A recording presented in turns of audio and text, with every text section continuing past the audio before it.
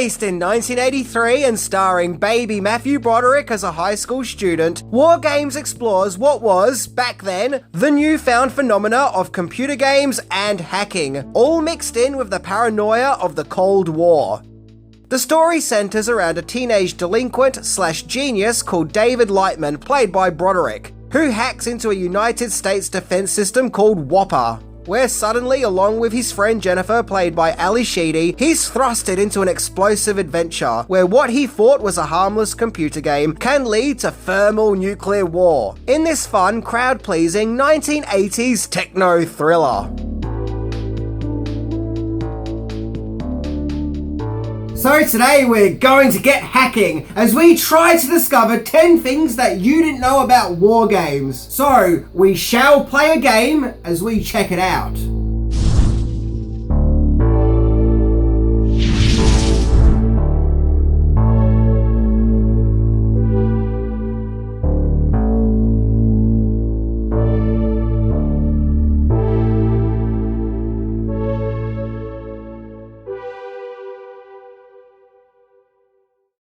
Shall we play a game?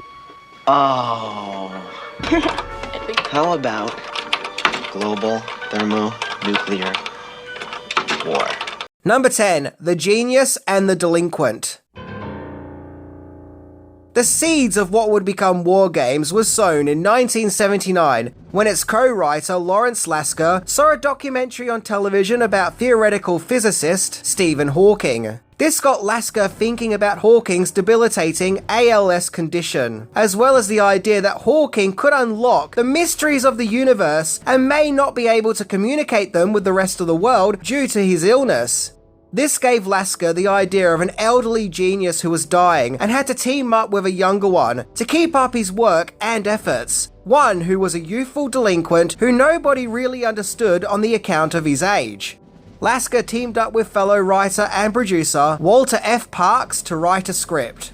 In the early days, the script was called The Genius, and after getting assistance from the Stanford Research Institute, the story developed further and other factors were added, such as plot points involving hacking, video games, and Cold War America. Number 9. WarGames could have been a movie about space lasers.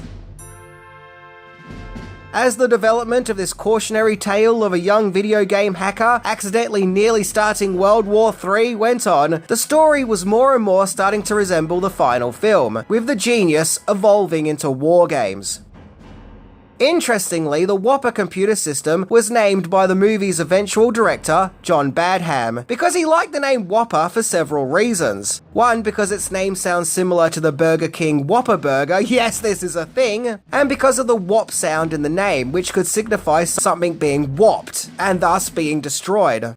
But above all, he found the name to just sound interesting. At one stage, the program was called Uncle Ollie, and was a defensive space laser. Yeah, that's right, lasers in space, taking the movie more into the direction of Star Wars. But eventually, space lasers were scrapped, and the movie went more in the direction of thermal nuclear war.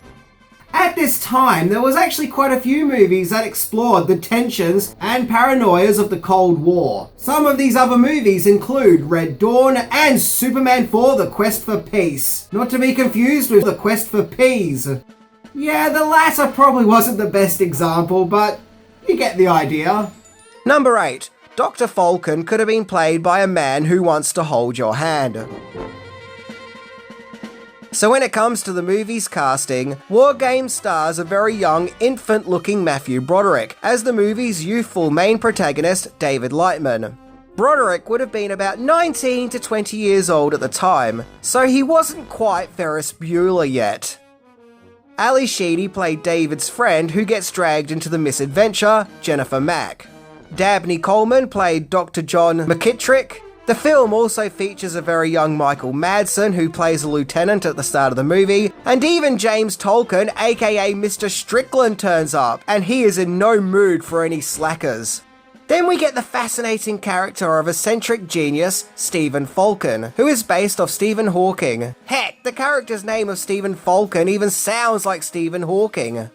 The part was played by British actor John Wood, who actually also voiced the Whopper computer system. However, in the early days of production, another English talent was in mind to play the part, and that was none other than ex-Beatle John Lennon. Co-writer Lawrence Lasker claims that Lennon had been communicated with about the possibility of him starring in the role, and he supposedly was interested in doing it. But sadly, on December the 8th, 1980, John Lennon's life ended at the hands of a complete and total dickhead. So, wow! The part of Stephen Falcon could have been played by John Lennon. That's kind of hard to imagine, but it is easy if you try.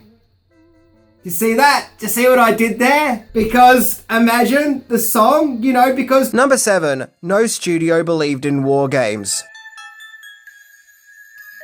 So with the script of WarGames now complete, the challenge was on at the hands of co-producer Leonard Goldberg to find a distributor for the movie. So he shopped around from studio to studio, and, well, none of them were interested. Not because they didn't like the story per se, but mainly because they just didn't understand the story, or rather the science and technology of it, with many wondering if WarGames was a science fiction.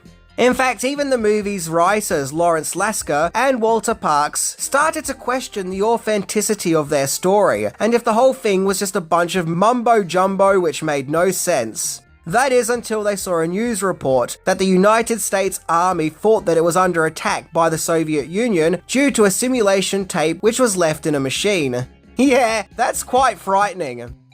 United Artists and MGM saw potential in WarGames. Who knows, maybe they saw the same news report. So they decided to produce the movie. And so it was go time. Number 6. A change of director. So when United Artists agreed to get behind WarGames, they really wanted director Martin Brest on board as director, thanks to his 1979 movie Going in Style. So he came on board as director of WarGames. But issues quickly arose, as he wanted to make rewrites to the script, as he didn't envision WarGames as a fun adventure movie, but more as a dark and gritty thriller. More serious in tone. This perception clashed with writers Lawrence Lasker and Walter Parkes' original vision of the movie, of being a fun, upbeat caper.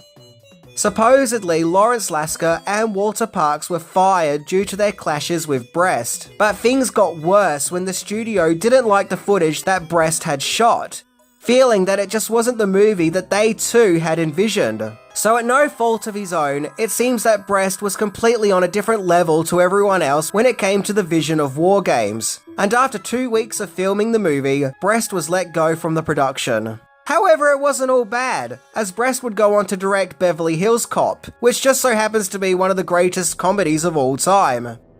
And out of all the changes that Brest would make to the movie, one of these changes did stay, and that involves the Dr. Falcon character, who originally was a character confined to an electronic wheelchair. Brest thought that that would have felt too similar to the Dr. Strangelove character.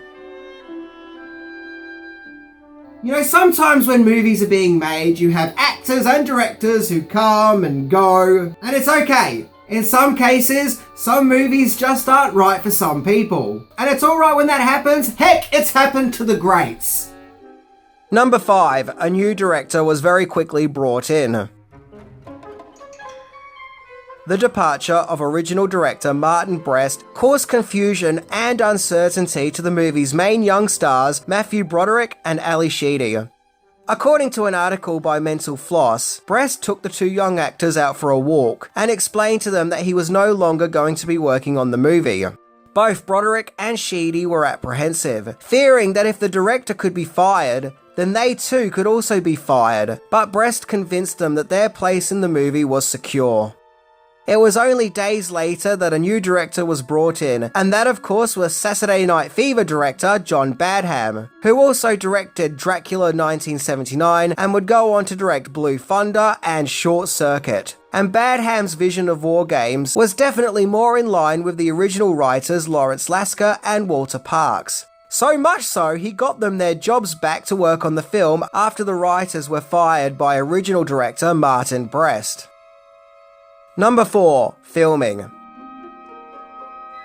The filming of WarGames took place around Washington, Colorado, and California. When director John Badham came on board, he went over footage that the previous director Martin Brest had shot. He felt there was just something about the footage that wasn't right, where he later discovered that it's the fact that Broderick and Sheedy didn't look like they were having any fun under Brest's direction. They were treating it as a serious, gloomy thriller. Badham wanted to inject more fun and flavour to the piece. In fact, at first, Badham felt that Broderick and Sheedy were stiff as boards whenever they would come to the set, on the account that the movie had previously been more serious and less fun. That, and they were also scared of getting fired. Once again going back to the original director. So to loosen them up and to make them come across as having fun, Badham would play games with the two young actors, where they would engage in activities like racing around the studio, where the loser would have to sing The Happy Wonder to the crew. And Badham would also encourage the two to improvise lines. There needed to be a scene where the two young characters connected, the scene which involves the kiss. This scene was written by none other than Tom Mankiewicz, who previously wrote 3 James Bond movies and was the script doctor for Superman the movie. Who knows? At that time, United Artists were making the Bond film Octopussy, so maybe Mankiewicz was just visiting the studio and was then pulled aside to write a scene for WarGames. Number 3. Video games. So it should only seem fitting that WarGames, a movie which is in part based on computer games, should have a video game tie-in, where WarGames was released on Commodore 64, ColecoVision and Atari. And the game is a strategy one that's based on the NORAD scene, which revolves around the tensions of thermonuclear war. And yep, I guess back in 1983 when it came to video games, we were easily pleased and didn't mind having to use our imaginations more when it came to video games. Now, I can't see lovers of more traditional arcade games getting too excited for this game, but who knows, maybe they did, I wasn't there. But I would imagine that if you were a fan of the movie and wanted to live out the NORAD scene, then you'll probably totally be on board with this game. Interestingly, there was another WarGames video game called WarGames Defcon 1 on the PlayStation 1 in 1998. This game acts as a sequel to the movie, where Whopper tries to wipe out humanity, where the player who works for NORAD tries to stop it, where players can take on the mayhem face on, in vehicles, particularly tanks, making this game definitely more proactive than the previous one. So I guess that this is the one and only true sequel to WarGames. Or is it? Number 2. The sequel that no one, not even me, knew about. And that's weird, as I know everything. I mean, come on, this is my job. Well, yes, in 2008 there was a sequel to WarGames called WarGames The Dead Code. Now, hands up, who remembers this movie? Yeah, me too. So this follow-up was a straight-to-DVD release, and was directed by the same person who directed Teenage Mutant Ninja Turtles 3, so we're not exactly off to a great start. Now, I have to admit, not only have I never seen WarGames The Dead Code, but I hadn't even heard about it until now. Look, I remember 2008, and I have no recollection of seeing it advertised anywhere or hearing anyone talking about it. But who knows, maybe it's a masterpiece and I'm just not giving it a fair go. This time the story is set around different characters, and a different computer program called Ripley.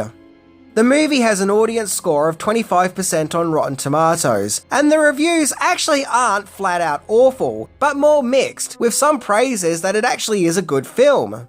So maybe this is a good movie and it was just marketed poorly. Either way, that's all I can really say about WarGames The Dead Code, as I've never seen it. Ever. Number 1. Box office games. This fun, adventurous romp that explores the paranoia of Soviet tensions, as well as World War III with themes of hacking and computer games, was released in June 1983. And it was a massive success, bringing to the table $124.6 million on a $12 million budget, with it becoming the 5th highest grossing movie of 1983. Not only that, but WarGames would go on to be nominated for 3 Academy Awards. WarGames also got immense praise from critics, who found it to be a fun movie with a striking what-if scenario. A new kind of thriller for a modern age, an age where we could be destroyed by computer hacking. Something that probably intrigued people's imaginations, because it seemed so terrifying but also plausible. In fact, supposedly, none other than the frickin' president himself, Ronald Reagan, was a huge fan of WarGames, and the movie inspired him to create the new presidential directives in computer security. The popularity of WarGames hasn't diminished in time, it's actually grown, thanks to its fast-paced storytelling and likeable performances by its main cast, led by Matthew Broderick. I think even to this day, WarGames acts as a cautionary tale of just how easy it could be for one small mistake in modern technology could lead to all-out war, with truly devastating consequences and destruction. And with the modern surge of AI, WarGames right now is probably more relevant than ever, and probably resonates with people more now than it did back in 1983, as we can look back at this movie in a learning what not to do capacity. After all, sometimes in order to know where we're going, we also need to know where we've been. Yeah, WarGames is a fun, feel-good little romp from the 1980s, and you can tell when watching it that Matthew Broderick is Ferris Bueller just waiting to happen, only 3 years off. But more to the point, the movie also shows us the dangers of putting too much faith and responsibility in AI technology. Once again, something that really resonates today. Anyway, I'm Minty, and WarGames is a real whopper. Yeah, come on, I didn't know what else to say to end this episode with, so I did my best. See ya!